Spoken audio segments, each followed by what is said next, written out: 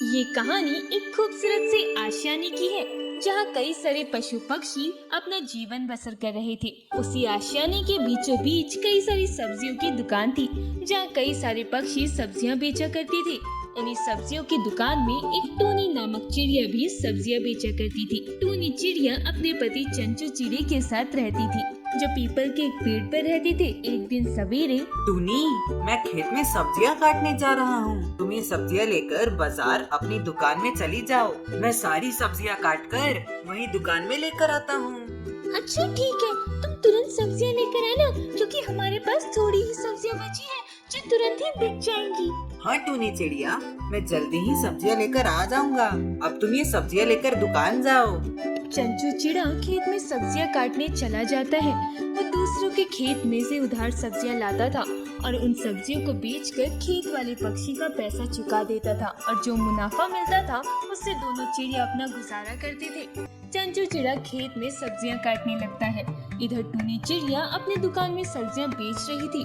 तभी पास की दुकान वाला सनू मोर टूनी चिड़िया से कहता है, अरे चिड़िया बहन, आज तो बहुत कम सब्जियां लाई हो तुम। लगता है बहुत तंगी आ गई है अब पर।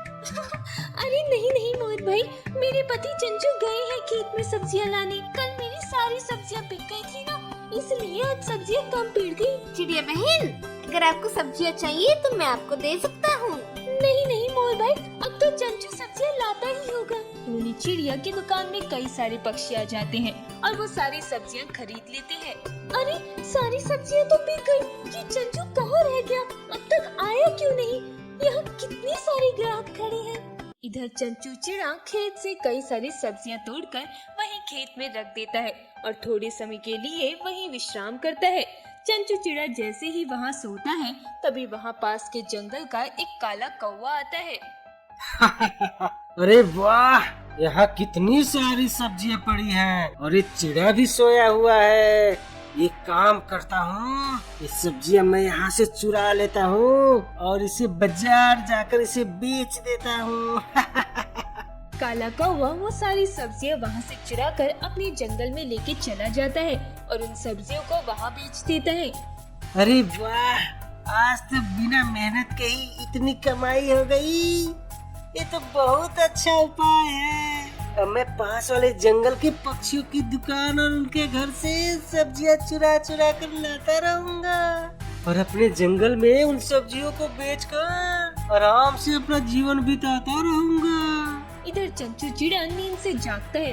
वो जैसे ही देखता है कि उसके काटी सारी सब्जियां किसी ने चोरी कर ली, वो ये देखकर दंग रह जाता है। अरे अरे, मेरी सब्जियां कहाँ चली गई? कहीं किसी ने चोरी तो नहीं कर ली? पर यहाँ तो कोई दिखाई भी नहीं दे रहा। लगता है मेरे सोते ही यहाँ कोई पक्षी यहाँ सब्जी काटने आया होगा और उसी ने मेरी सारी सब्जियां चुरा कर ले गया होगा। तभी वहाँ खेत का मालिक रामू तोता आता है। अरे चिड़े, तुम अभी तक यहीं हो? अच्छा, तो तुमने यहाँ की सब्जियाँ काट ली। अब जाओ यहाँ से और रात में मेरी सारी सब्जियों के पैसे मुझे लौटा देना। मालिक, मैंने आपकी खेत की सब्जियां काट कर यहाँ रखा था, तभी किसी ने मेरी सारी सब्जियां चुरा ली। तुमने मेरे खेत से सब्जियां काट ली, अब वो चाहे चोरी हो या कुछ भी, वो मैं कुछ नहीं जानता। मुझे मेरी सब्जियों का पैसा रात तक मिल जाना चाहिए। ये कहकर रामू तोता वहाँ से चला जाता है। चंचू चिड़ा रोते रोते टूनी चिड़िया के पास आता है और टूनी चिड़िया को सारी बात विस्तार से बताता है। टूनी चिड़िया ये सुनकर रोने लगती है। तभी वहाँ पास की दुकान वाले पक्षी आते हैं। अरे चिड़िया बहन, क्या हुआ? आप इतना रो क्यों रही हो? कोई समस्या है क्या आपको? हाँ चिड़िया बहन, क्या हुआ? बोलिए ना, आप इतना क्यों रो रही हो? पक्षियों, मैंने तोते के खेत से सब्जियां काट कर वहीं रखा था, तभी किसी ने आकर वो सारी सब्जियां चुरा ली, इसीलिए हम रो रहे हैं। अब हम उस तोते को उसके पैसे कहाँ से देंगे? हमारी सब्जियां तो चोरी हो गई हैं। अरे, ये हमारे आशियाने में कौन चोर आ गया जो सब्जियां चुरा रहा है? हमें बहुत चौकन्ने रहना होगा। हाँ हाँ कबूतर भाई, हमें भी अपनी सब्जियों का ध्यान रखना होगा। सारे पक्षी अपनी अपनी दुकान में चले जाते हैं। यूं ही दिन बीत जाते हैं। अगले दिन सवेरे सोनू कबूतर, चंचू चिड़ा और आशियाने के कई सारे पक्षी रामू तोता के खेत में से सब्जियां काटने चले जाते हैं। वहाँ सारे पक्षी मिलकर कई सारी सब्जियां काट लेते हैं। तभी वहाँ वो चोर काला कौवा आता है। अरे आज यहाँ तो कई सारे पक्षी आए हैं।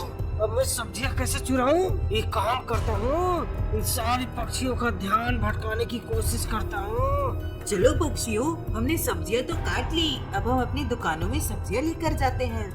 सारे पक्षी अपनी अपनी सब्जियां उठाते हैं और जैसे ही वहाँ से जाने लगते हैं तभी काला कौवा एक पेड़ के पीछे जोर जोर से रोने लगता है, जिसकी आवाज सुनकर सारे पक्षी अपनी अपनी सब्जियां नीचे रख देते हैं। अरे अरे पक्षियों, ये कौन रो रहा है? पर यहाँ तो कोई दिखाई नहीं दे रहा है।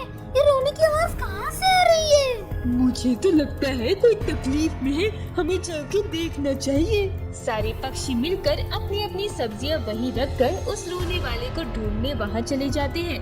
तभी वो काला कौवा चुपके से वहाँ आता है।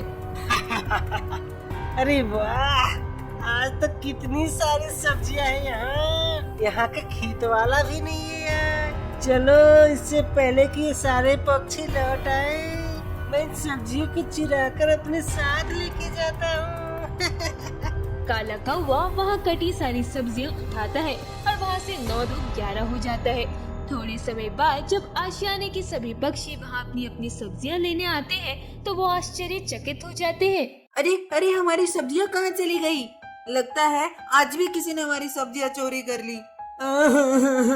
अरे हमारी सब्जियां किसने चोरी कर ली? अब हम क्या करेंगे? कैसे इस खेत वाले को पैसा चुकाएंगे?